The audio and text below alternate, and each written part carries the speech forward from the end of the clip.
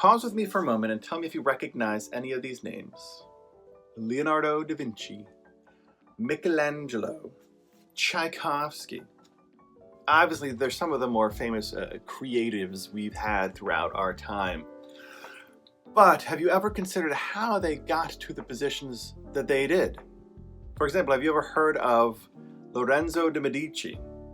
Maybe somewhere the name glazed across some random textbook you might have seen once upon a time, but you probably don't know. However, Lorenzo de' Medici was the main patron of Leonardo da Vinci. Have you ever heard of Pope Julius II? Obviously, Pope rings bells automatically, and Julius is not too uncommon of a name, but Pope Julius II? Maybe not. However, Pope Julius II was the main patron of Michelangelo, specifically as he created the Sistine Chapel, painted the Sistine Chapel. Last example to test your historical knowledge. I mean, I'm stretching my own. I had to go look these up just to figure it out. But have you ever heard of Nadezhda von Meck? She was the woman who fostered Tchaikovsky. So that, I mean, among so many other relatively famous creations, the one that probably stands out in most of our hearts is the 1812 Overture, the one with the cannons. So, of course, these artists had passions and they had determination, and they probably even had some income that could have inched them along as they pursued their various dreams. But if it were not for these patrons, they probably wouldn't. They'd be lost in time. I mean, unfortunately, there are lots of other people, even in the present day, who are at least currently, temporarily invisible. Because it's impossible, almost impossible, to overcome just the never-ending barrage that life tends to send us. Unless somebody, often more than one, but unless at least one person stops long enough to believe in us. And I'm including all of us. I'm speaking of myself right now specifically, because that's my Patreon. One of the things that fuels beauty in this world is an external individual stopping long enough to look at somebody that they love, whether it's a friendship kind of love, a romantic kind of love, or just a fan looking on kind of love. Stops long enough to say, wow, yeah, I believe in you. Let's go, buddy. So, now, to me, I am Nathan Rudolph. I am definitely not on Michelangelo, Leonardo da Vinci, or Tchaikovsky's tier when it comes to raw creativity. But I have similar dreams, and I believe, and this is why we're even here in the first place, I believe if I could carve a space out in this world where it was, I didn't even know what modifiers, but enough space to write, I am confident I could do some glorious things. I mean, I've published a few books. You can go check them on Amazon. They're pretty cool. They're not bad, actually, if I do say so myself.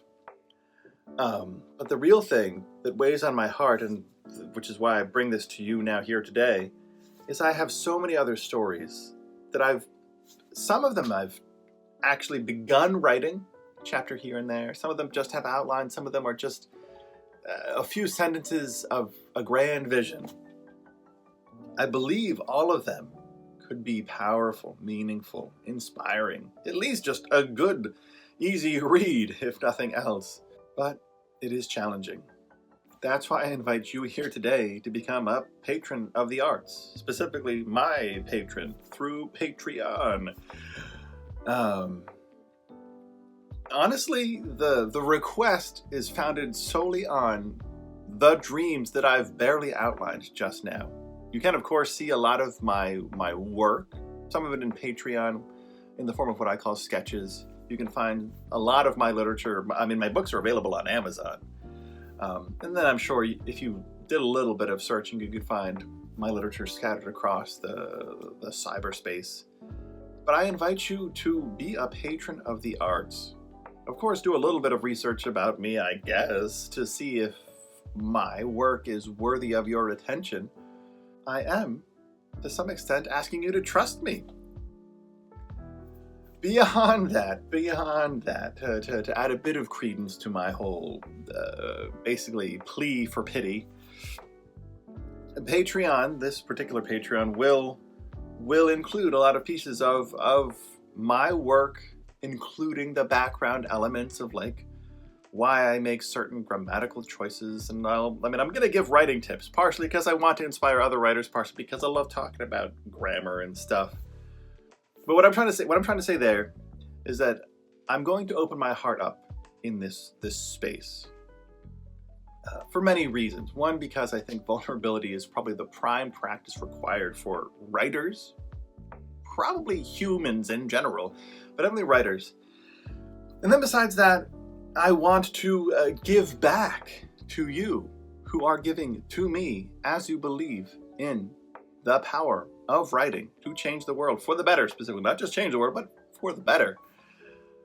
That's the basic outline. You can see some more details in the little tier outlines listed on the thing. You can scroll down and see more details of what I hope to show, hope to share. But in sum, if you've gotten this far, thank you. But what I'm trying to say is I ask you to believe in me so that I can go and pursue. I'm not going to create a Sistine Chapel. Not even in the writing realm will I make something of congruent magnificence. But I'm going to try. I want to try, and I invite you to believe in my passion toward that goal. Thanks for joining me in this tedious little chat, and I look forward to you joining me in this grand pursuit.